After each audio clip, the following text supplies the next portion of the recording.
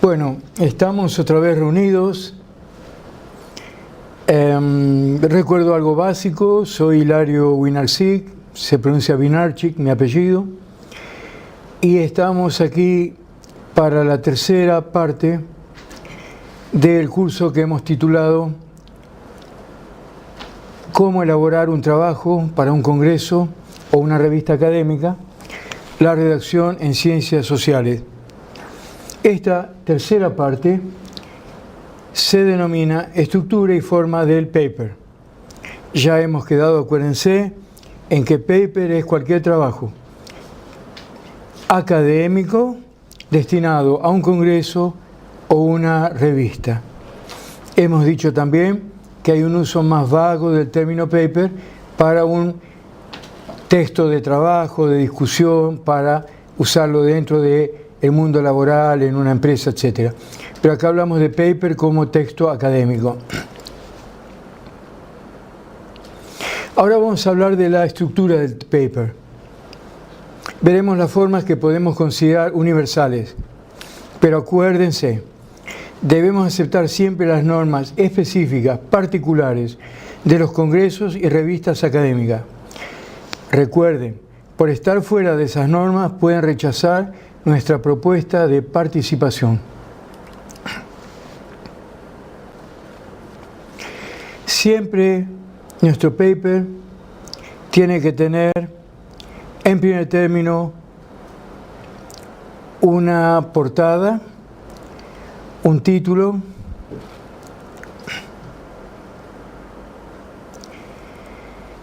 los datos nuestros personales, nuestro nombre y apellido, nuestros datos académicos.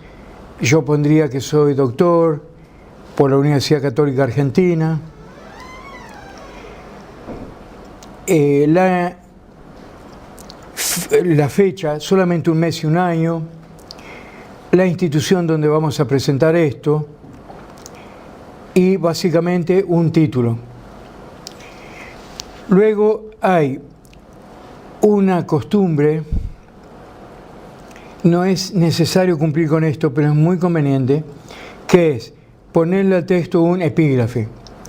Un epígrafe es una frase no científica, sino literaria, pero que alude al fenómeno que a nosotros nos interesa. En el epígrafe no debemos respetar, no necesitamos respetar las reglas de mención bibliográfica. Yo puedo poner en el epígrafe simplemente Jorge Luis Borges, el Aleph. O poner La ciudad y los perros, Mario Vargas Llosa. No aclaro ni editorial, ni página, ni año de edición. Luego es necesario que haya algún tipo de índice que explique la distribución de los títulos y un abstract. El abstract es un resumen. Esta palabra abstract proviene del latín y a través del inglés. El abstract debe contarle tres cosas al lector. ¿Qué pretendemos estudiar con este documento? ¿Qué pretendíamos estudiar? ¿De qué manera lo hemos hecho? Y cuál es, dar una idea de nuestro principal o nuestros principales hallazgos. Y todo eso en no más de 200, 250 palabras. Después, descriptores o palabras clave. Son palabras que podrían ser usadas por otra persona para buscar información. Si nosotros somos inteligentes en el modo de poner nuestros descriptores, otra gente que esté buscando datos sobre el mismo fenómeno va a usar palabras parecidas a nuestros descriptores y va a llegar a encontrar nuestro trabajo, partiendo del supuesto de que nuestro trabajo esté colocado en la web. Es posible que nuestro trabajo no esté en la web, pero es altamente posible que el abstract de nuestro trabajo sí esté en la web. Y después, un currículum vitae del autor, muy básico, de 2-3 líneas, escrito en forma muy fluida y narrativa. no en forma de formulario, nombre tal y cual, estudios tal y cual, no, sino fulano de tal es licenciado en Administración de Empresas por la Universidad de Buenos Aires, punto, se desempeña actualmente como auditor en tal y cual empresa, punto, listo el pollo. Y después una dirección de email.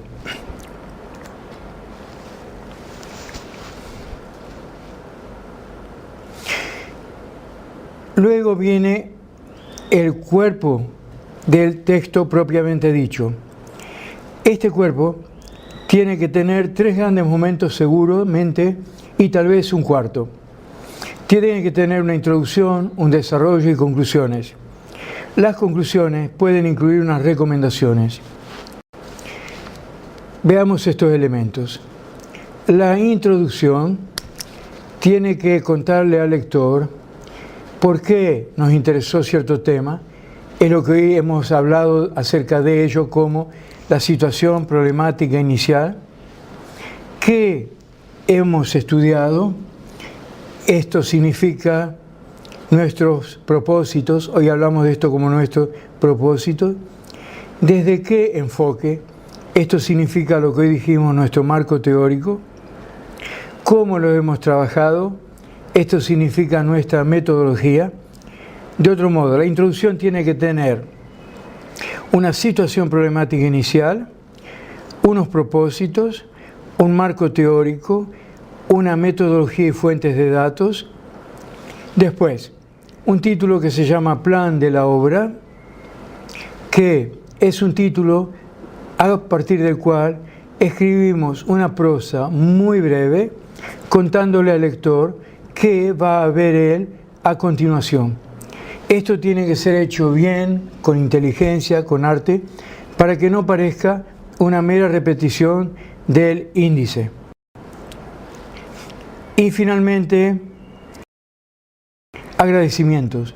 Hay una tradición y es casi una obligación escribir algunos agradecimientos a quienes nos brindaron posibilidades para hacer el trabajo, a quienes nos brindaron tiempo, o a quienes nos han leído y criticado, a quienes nos compraron libros, nos dejaron usar parte de nuestro horario laboral para estudiar, etc.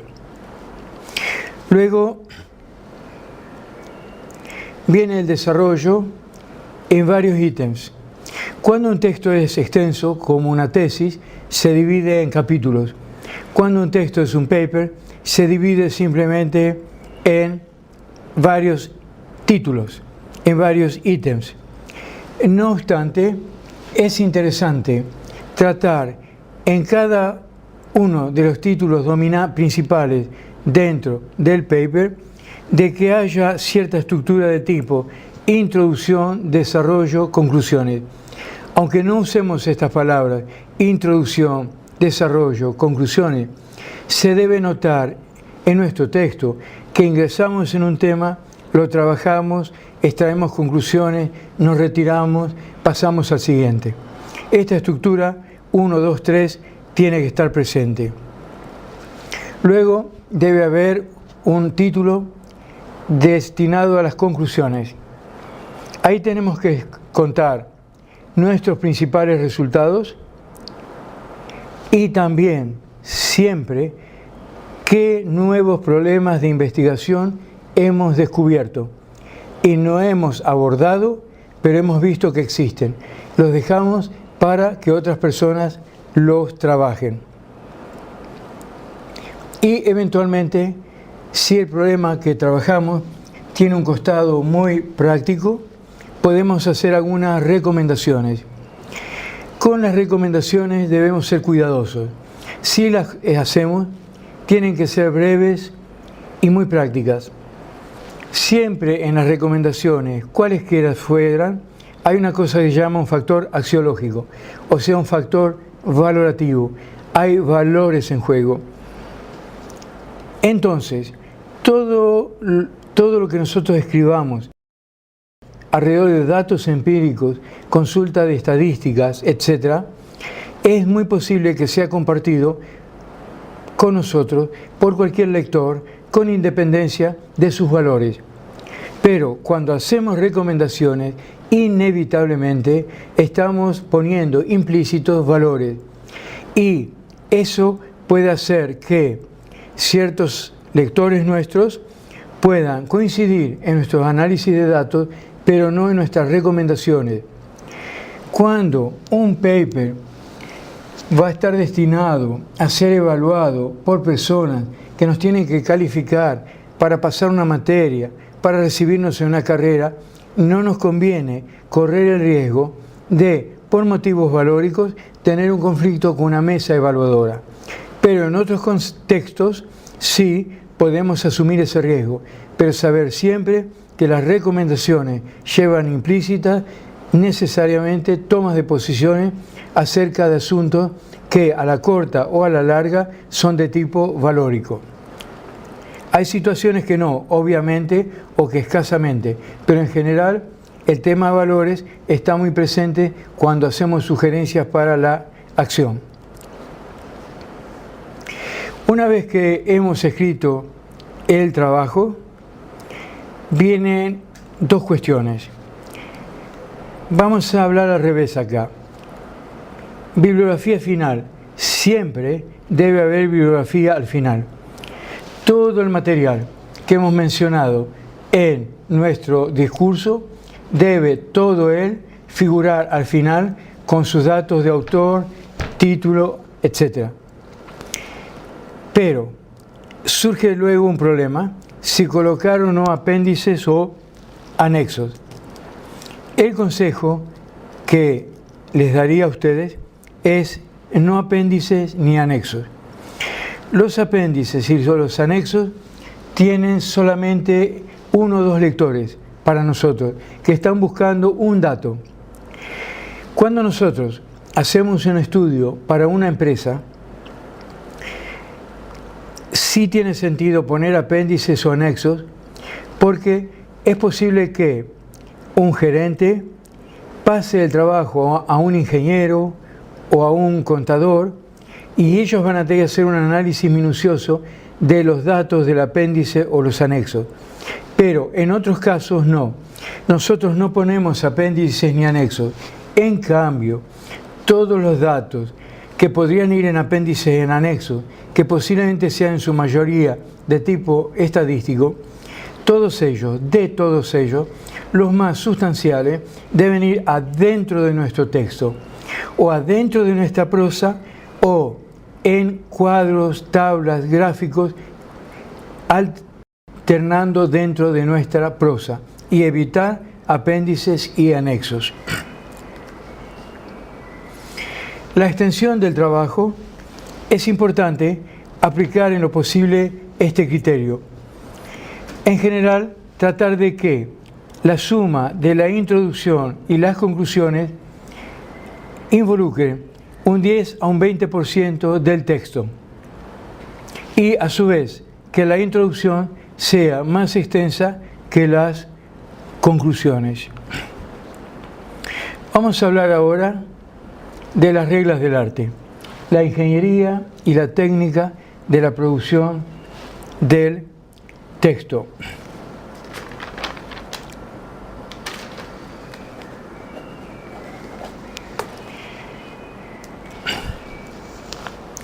Hay una cuestión que se llama intertextualidad, la relación que nosotros mantenemos con otros textos, relación que es fundamental en la producción de un trabajo académico.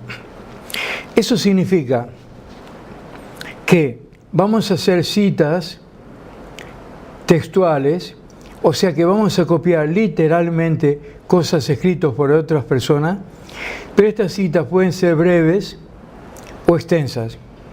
Y vamos a hacer paráfrasis. Esto significa que vamos a referirnos a información de otros trabajos, reescribiéndola, entonces estaremos haciendo citas, pero indirectas, o paráfrasis. Y también vamos a usar fuentes para armar tablas estadísticas. Vamos a trabajar esto a continuación. La cita directa o textual breve es la que tiene hasta 3 líneas de extensión. Las citas directas breves tienen que ir dentro de nuestro texto. Primero, dentro de nuestro texto. Segundo, en letras de molde, o sea, el mismo formato de letras que venimos llevando. Tercero, entre comillas. Cuarto, seguidas de la fuente. Significa solamente el apellido del autor o los apellidos de los autores, el año del material citado, 2 puntos que significan página y la página de donde hemos extraído la cita. Vean ustedes esto. Lo que vamos a leer acá es supuestamente un texto que yo estoy escribiendo. Yo, Hilario, pongo las pautas de acción institucionalizadas y ahora comienzo a citar. Abro comillas, pongo, constituyen un elemento en la definición de las orientaciones de meta. Cierro comillas.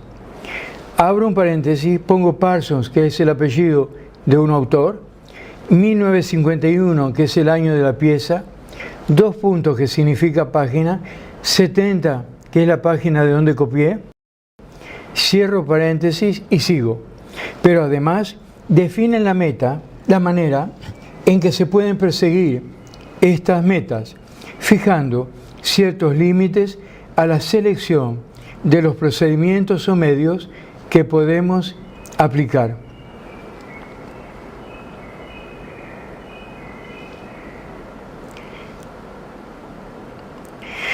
El párrafo que viene abajo en cursiva no corresponde ahora a nosotros, fue para un curso ad hoc que di para personas que van a ir a un congreso. Olvidémoslo.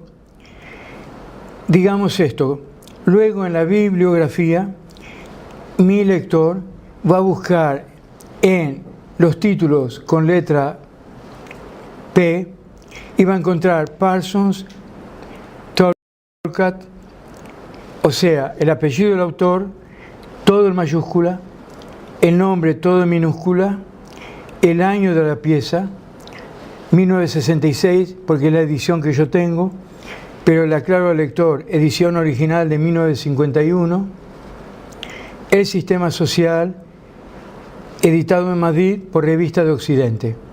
Entonces, repito, la cita va, entre comillas, en letras de molde y luego va a la fuente.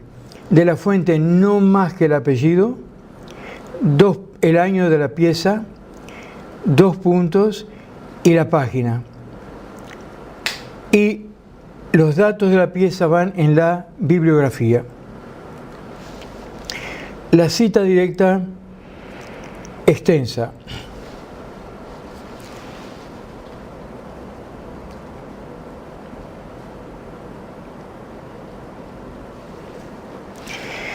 En la cita directa extensa trabajamos del siguiente modo. Nosotros escribimos nuestro discurso, en algún momento ponemos 2 puntos, hacemos un doble enter, escribimos la cita que tiene más de 3 líneas. Esta cita debe ir sin comillas, en cursivas, en letras ahora más chicas que las del texto con nuestro discurso, y al final deben tener esta cita, la fuente. Terminamos, hacemos doble espacio y seguimos nuestro discurso. La cita directa extensa debe ir en caja chica, o sea que los 2 márgenes tienen que ser mayores que los márgenes de nuestro discurso. En este caso hay una pequeña falla porque el margen derecho no está mayor que el del discurso. No está bien lograda la caja chica, pero pienso que pude transmitirles a ustedes la idea. Entonces yo escribo yo. Los cursos doctorales fueron pensados básicamente para una dedicación de tiempo completo a la producción de la tesis por más de 1 año, frente al estudiante que trabaja y dispone de recursos insuficientes, es válida la siguiente respuesta. Cito: también puede existir una buena tesis de 6 meses. Los requisitos de la tesis de 6 meses son: primero, el tema tiene que estar delimitado. Segundo, el tema, a ser posible, será contemporáneo, para no tener que ir a buscar una bibliografía que se remonta hasta los griegos. O bien, tiene que ser un tema marginal sobre el que se haya escrito poquísimo. Tercero, los documentos de todo tipo tienen que estar disponibles en una zona restringida y serán de fácil consulta. Luego viene la fuente ECO 1991, 2.40. Sigo mi discurso. La posición de ECO requiere un cambio de estrategia consistente en buscar un problema más económico. Podemos extraer enseñanza de esta idea para nosotros también. Yo pude haber construido esto también del siguiente modo. Empiezo de vuelta. Los cursos doctorales fueron pensados básicamente para una dedicación de tiempo completo a la producción de la tesis por más de un año. Frente al estudiante que trabaja y dispone de recursos insuficientes, es válida la siguiente respuesta de ECO, abro paréntesis, 1991, 2.40, cierro paréntesis, 2 puntos. También puede existir, etc. O sea que coloco los datos bibliográficos antes. De lo contrario, simplemente mantenemos este formato estándar de colocarlos inmediatamente luego inmediatamente de la cita. Ahora bien, yo puedo estar citando información en forma no literal. Miren ustedes, esto es una paráfrasis, escrito en forma paralela al fraseo de otro autor. Y yo digo, el concepto de cursos doctorales proyectados para estudiantes que, a lo largo de un año o más, podrían dedicarse todo el tiempo a escribir la tesis, limita las chances a los estudiantes que trabajan o tienen familia. Sin embargo, las universidades podrían pensar estrategias para estos casos. Cuando hago una paráfrasis, puedo limitarme a poner nada más que el apellido del autor y el año, y no colocar la página o las páginas de donde saco la información. Les doy acá dos posibilidades. Primero, hice mi paráfrasis y puse nada más que ECO 1991. Segundo, hice mi paráfrasis y puse ECO 1991, 2 puntos, y coloqué un tramo. Este concepto mío lo construyo a partir de las páginas 39 a 41 de ECO. Y hay una tercera posibilidad, que es que yo podría haber puesto ECO 1991, 2 puntos, y la página exacta. Yo coloco la página exacta cuando parafraseo a un autor sobre un tema muy controversial. Entonces, quiero que el lector esté seguro de que realmente puede ir y buscar que eso existe, está en tal o cual página. Entonces, en las paráfrasis hay 3 niveles posibles de precisión. Puedo poner el apellido del autor y el año y nada más. O el apellido, el año y un tramo. O el apellido, el año y una específica página. Además, recuerden, cuando hago una cita directa, sea breve o extensa, solamente puedo poner entre paréntesis los datos de una pieza bibliográfica e inevitablemente el número de la página de donde copié. Cuando hago una paráfrasis, yo entre paréntesis puedo poner más de un autor. Yo puedo abrir el paréntesis y poner Eco 1991, Alfonso 2005, Ibáñez y Alonso 2010 y cerrar el paréntesis. O sea, en la paráfrasis tengo derecho a poner como sustentación entre paréntesis más de una pieza bibliográfica. Y les cuento, esta práctica de usar paráfrasis en ciencias sociales es la más usual. Citas directas se usa poco, paráfrasis mucho. Y es muy usual hacer paráfrasis donde entre paréntesis ponemos varios autores, varias piezas bibliográficas. Eso es muy común y lo pueden verificar ustedes mirando algunos papers académicos en economía, ciencias de la administración, sociología.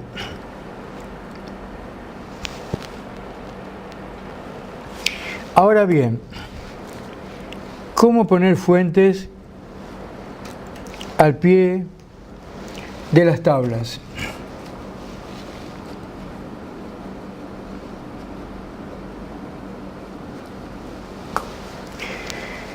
Hay tres posibilidades.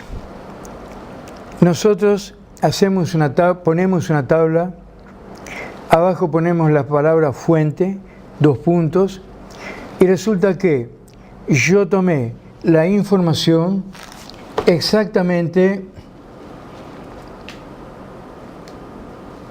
de una pieza del INDEC del año 2011, de la página 25, y copié literalmente la tabla o el gráfico.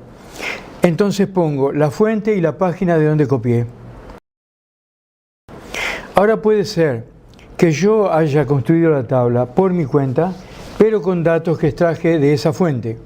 Entonces pongo fuente, elaboración propia, con datos de INDEC 2011, pero aclaro que los tomé de las páginas 25 a 32. Hay una tercera posibilidad, que es que yo haya tomado los datos de un trabajo mío de campo. Entonces pongo fuente, trabajo de campo del autor. Entonces tenemos tres posibilidades, repito. Fuente, copié todo. Fuente, elaboré yo, pero con datos que tomé de. Fuente, datos de mi propio trabajo de campo.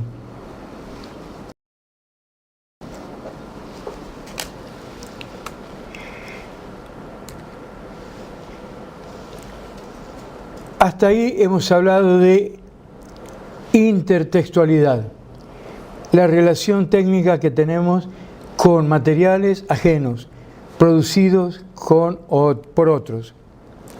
Ahora vamos a hablar de intratextualidad, relaciones internas dentro del texto, de mi discurso con mi propio discurso. Es importante que el lector no se sienta obligado a estar haciendo un antipático trabajo de revisar páginas para entender dónde está algo a lo cual yo me estoy refiriendo en un instante de mi discurso. Para facilitar eso, tengo que hacer remisiones internas. Por ejemplo, pongo entre paréntesis, yo voy escribiendo. Abro un paréntesis, digo cuadro 24 en página 12. Mi lector busca fácilmente eso. Otra opción, voy escribiendo y digo, como hemos establecido en la página 32. Otro recurso, otro tip. Escribo, pongo paréntesis, nota 8 en página 17. Otro recurso. Escribo, sobre lo cual nos extenderemos especialmente en el título Sus principales axiomas, en las páginas 61 y siguiente. PP es plural de página y pongo en las páginas 61 y siguiente. Yo estoy en la página 23, le aviso al lector: mire lector, voy a volver sobre esto, pero más tarde, en las páginas 61 y siguiente. Entonces, aquí les he dado 4 recursos, 4 muy entre comillas, y respetuosamente usando la palabra, 4 trucos para hacer remisiones internas. Sobre la base de estas ideas, ustedes pueden construir otras propias y aprender otras también leyendo papers, como les aconsejé al principio que conviene que hagan.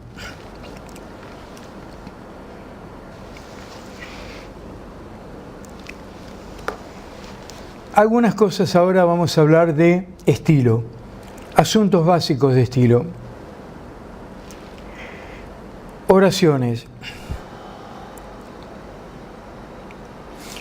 Es importante que el texto sea lo más dinámico posible, lo más simple posible, lo más concreto posible, lo más claro posible.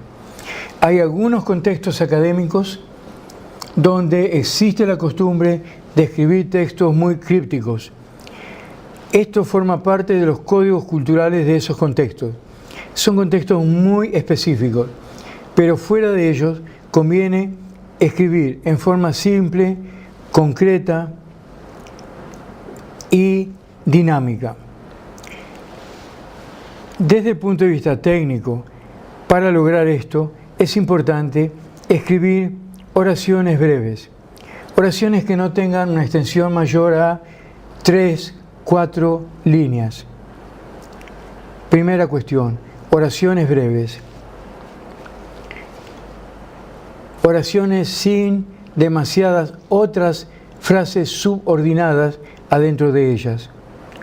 Segundo, escribir párrafos breves, párrafos que no tengan demasiadas oraciones dentro de ellos, párrafos que no superen las 15-20 líneas de extensión. Tercero, usar los verbos expresando el sujeto que actúa los verbos. Por ejemplo, yo podría decir: se repartieron libros en el municipio de General San Martín. Aquí el sujeto está velado, usa una forma refleja. Conviene armar la oración en forma activa, diciendo: la municipalidad de San Martín repartió libros. El INDEC, los datos del INDEC muestran que, no se nota en los datos del INDEC que, sino los datos del INDEC muestran que. Y tratar de que en la medida de lo posible escribamos muchos verbos. Los verbos son los que tornan un texto muy activo. Entonces, muchos verbos y que los verbos tengan un agente expreso.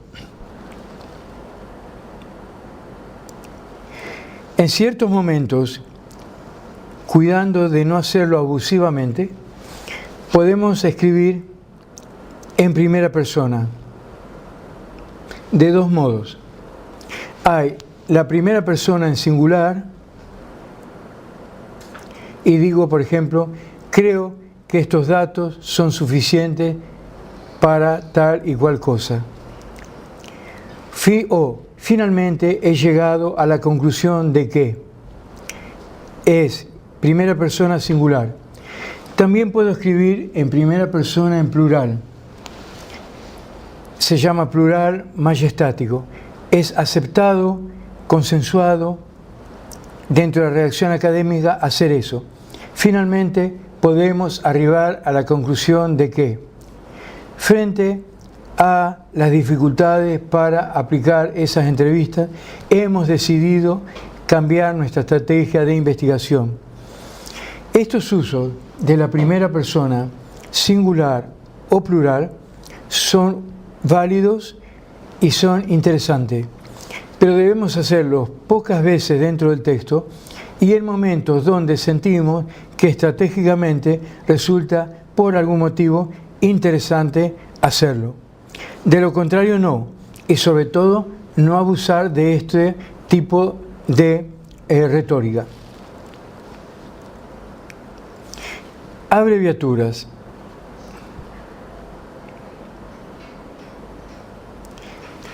Cuando nosotros usamos muchas abreviaturas o muchas siglas como FAO, UNESCO, tenemos que poner una lista al comienzo del texto de siglas o abreviaturas. Cuando usamos pocas, las aclaramos durante el texto. Y para eso, un recurso muy práctico es el siguiente. Yo estoy escribiendo, escribo, y tengo que mencionar el INDEC. Pongo entonces en el Instituto Nacional de Estadística y Censos. Abro paréntesis y escribo en adelante INDEC, cierro paréntesis, y ya queda aclarado para el lector. A partir de esa página, continuamente pongo nada más que INDEC.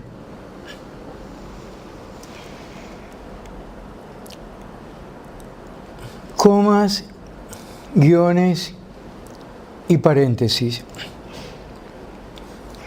Cuando yo quiero brindar una información que es aclaratoria y que es imprescindible, la coloco entre comas.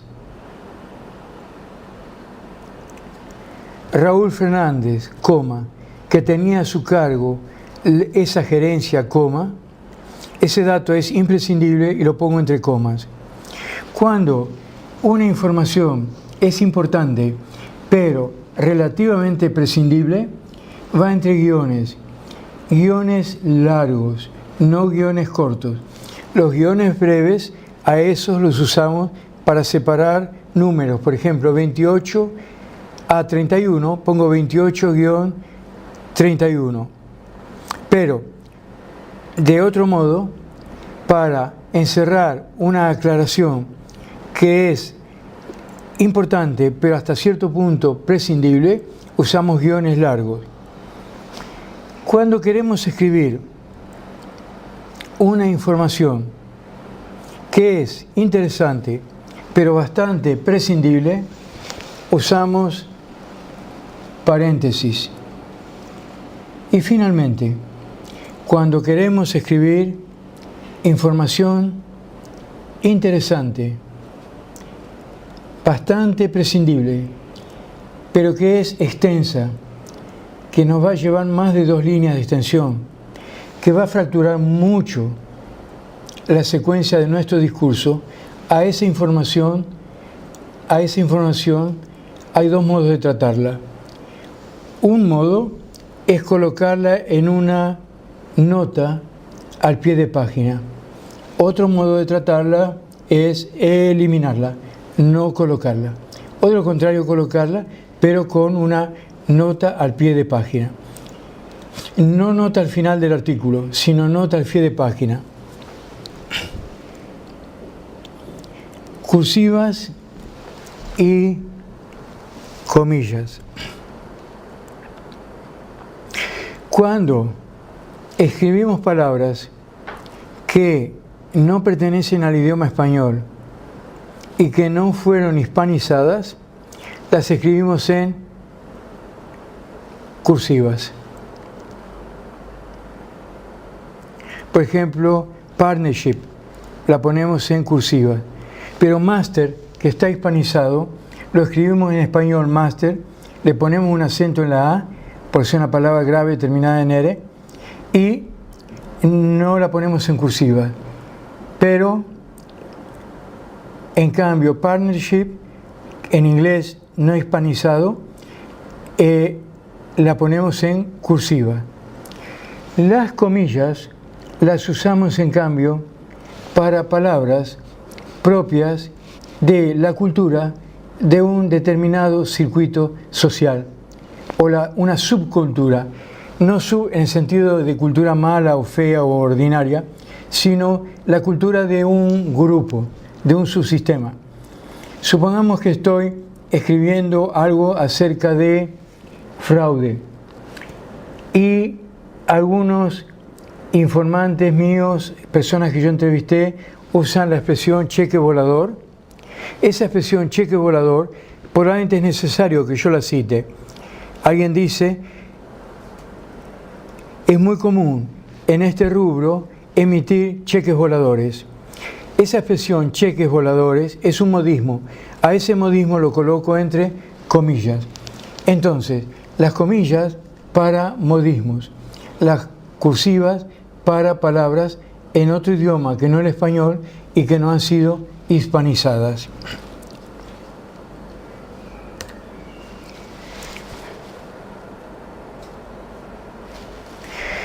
Vamos a hablar ahora de cómo exponer la bibliografía al final de un paper. Existen varios modelos. Nosotros vamos a usar uno que es conocido como el de las normas APA, de la Asociación Estadounidense de Psicología. Son normas de uso muy consensuado, muy universal, muy internacional en las ciencias sociales e incluso en las físico-naturales.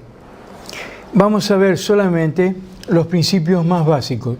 No vamos a poder entrar en muchos detalles al respecto.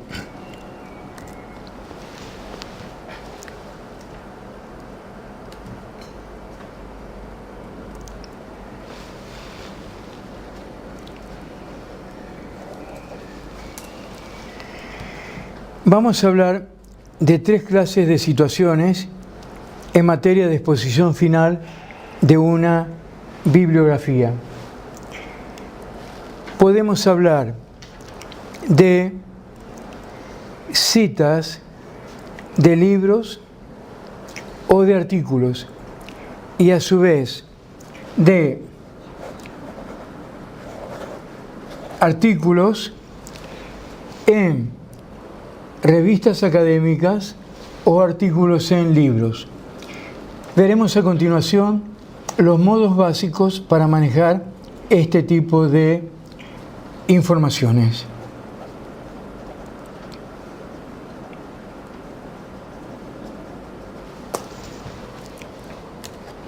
Libros.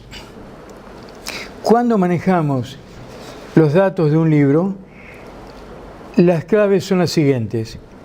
Ponemos los apellidos de los autores todos en mayúscula. No ponemos comas. Al menos un nombre del autor o la autora completo. Punto. El año de publicación. Punto. El título del trabajo en cursivas. Y no le ponemos mayúsculas a los sustantivos comunes. Punto. La ciudad donde fue editado el libro. Punto. El nombre de la editorial. Disculpen. La ciudad donde fue editado el libro. 2 puntos. 2 puntos van a trabajar como la palabra editorial. Y entonces el nombre de la editorial. Y conviene en la exposición de toda la bibliografía al final de nuestro trabajo aplicar lo que se llama sangría francesa. Veamos estos ejemplos. Yo tengo acá el apellido entero en mayúscula, Drucker, el nombre completo en minúscula, Peter, no puse coma, punto, 1999. Pasa que este hombre produjo ese año 2 piezas. A una la llamo 1999A, a otra 1999B. Luego pongo el título de la pieza, todo en cursiva. Luego pongo punto, el nombre de una ciudad. En el caso de Inglaterra puse la U y la K de United Kingdom. y después pongo 2 puntos y la editorial. Drucker Peter, 1999, la administración en época de grandes cambios, Buenos Aires, Sudamericana. Villegas Héctor, punto, 2000 punto, todo en cursiva, Manual de Finanzas Públicas, punto, Buenos Aires, no Argentina, Buenos Aires, 2 puntos, de Palma. Revista. Nuevamente, el apellido en mayúscula del autor, por lo menos su nombre completo, punto, año de publicación, punto, el título del trabajo. Pero ahora miren, el título va en letras de molde, o sea, nuestras letras, las que venimos usando en nuestro texto, pero entre comillas. Todo artículo es un huésped. Todo huésped, título de huésped va entre comillas y letras de molde. Luego, el nombre de la revista en cursiva. Toda revista o todo libro formado por varios artículos es anfitrión. Contiene como invitados artículos. Todo material que es anfitrión lleva su título en cursivas. Ponemos punto. El volumen, el tomo o el año. Respetamos el lenguaje de la revista. Si en la revista dice volumen 23 en números romanos, ponemos volumen. Si dice tomo 23, ponemos tomo. Si dice año, ponemos año. Luego, el número de la revista. Las revistas académicas generalmente se publican unas 4 veces por año. Cuando una revista ya va por su 17º año, los editores ponen en la tapa volumen 17, número 3 o volumen 17, número 4. Entonces, volumen y número, y luego, escuchen bien, es imprescindible aclararle al lector el tramo donde está comprendido dentro de la casita, dentro de la pieza huésped, el artículo. Significa que hay que poner el número donde empieza el artículo y el número donde termina. Miren, tenemos un ejemplo en 2 variantes. Una, la más básica, que es la que hay que usar si uno no está muy experimentado. La otra más, usando un modismo porteño, más canchera. O el modo que usa uno cuando ya tiene más oficio. Primero, pongo todo el apellido mayúscula, Hoover. Luego por lo menos un nombre completo, Glenn. Otro puedo abreviar, punto. 1927. Viene el título. Es un título huésped. Es un artículo.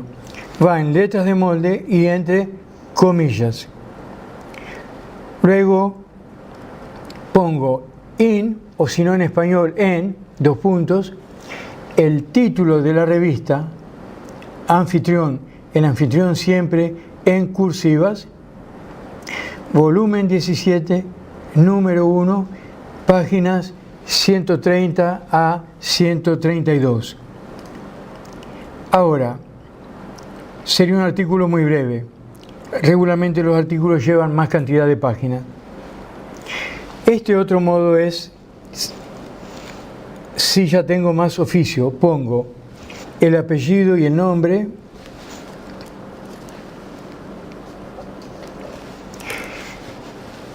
la pieza huésped, va entre comillas, no pongo in ni en, pongo directamente el nombre de la revista, el lector infiere fácilmente que esto es una revista y pongo directamente coma 17, el lector sabe que 17 es el volumen, entre paréntesis 1, el lector sabe que 1 es el número, 2 puntos, el lector sabe que 2 puntos significa páginas, y luego los números de las páginas.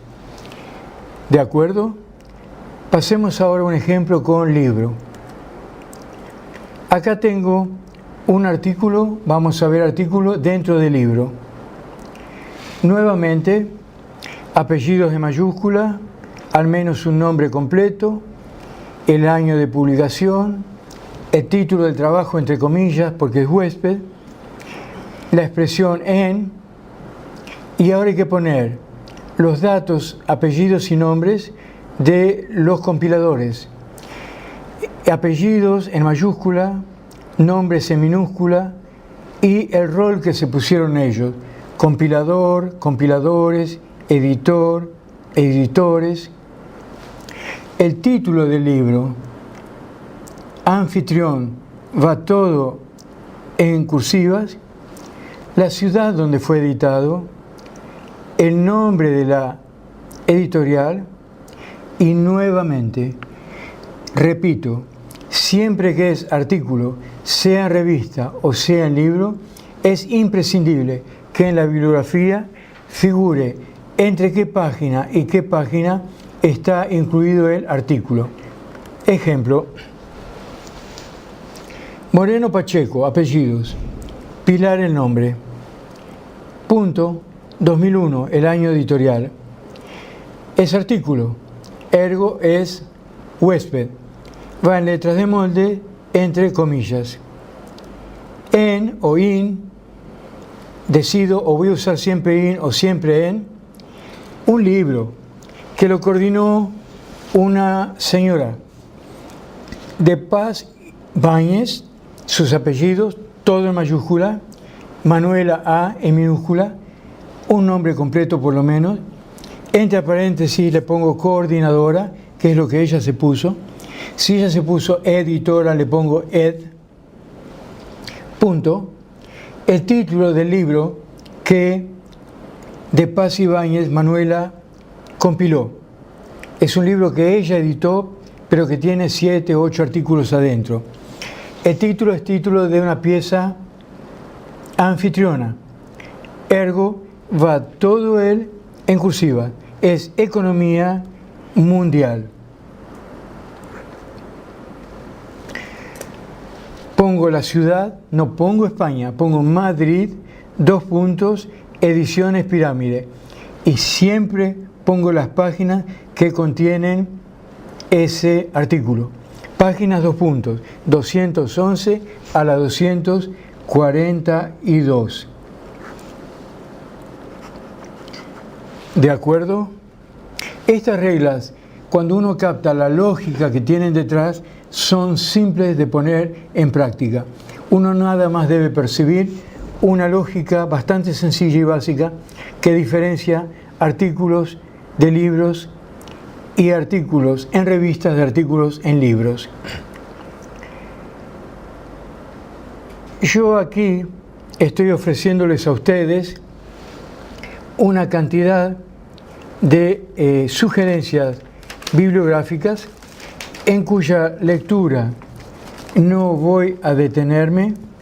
Son materiales que pueden ser muy útiles para ustedes sobre investigación en varias perspectivas, investigación de mercados, en ciencias de la administración o investigación en ciencias sociales en general y materiales de redacción. Ven ustedes, el primero es de investigación de mercados, el segundo es un clásico de Umberto Eco, el tercero es investigación para administración en empresas, el cuarto, Hernando Sampieri, es un libro general de metodología de la investigación, el quinto es uno para investigación comercial, de marketing, el sexto es un libro de la Real Academia Española muy útil porque es muy simple y muy práctico. Luego, un libro de Carlos Sabino. Ese libro con ese título y esa edición, porque él escribió otros con títulos parecidos, es muy bueno y muy útil. Yo recomendaría a ustedes usar el ebook de mi autoría, cuyos datos les di en la clase, en la parte 1, usar el libro de Sabino, que para ciencias sociales es el más adecuado, utilizar también el de Umberto Eco, pero que está en gran medida pensado para gente de carreras de literatura, filosofía, historia, y tener en la mesa de trabajo el libro de la Real Academia Española. Luego, Esos otros libros, los de metodología, tienen varios capítulos específicos sobre diferentes técnicas, de modo que ustedes, cuando quieren y les hace falta, pueden consultarlos, eventualmente en bibliotecas o en librerías. Aunque algunos de ellos son muy específicos, por ejemplo el de Ecker y Day sobre investigación de mercados, son libros muy bien hechos desde el punto de vista científico universitario. O sea, enseñan cosas muy útiles para otras disciplinas, inclusive para sociólogos. Repito acá la fuente mía, el ebook que ya les había recomendado.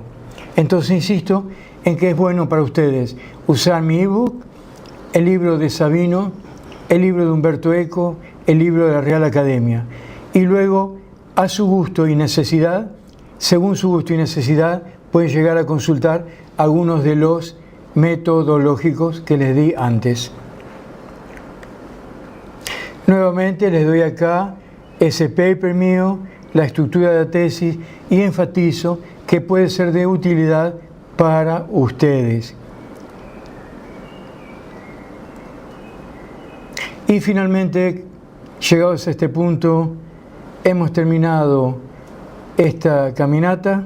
Me despido de ustedes con un cordial abrazo y espero que sean la audiencia también del curso número 2.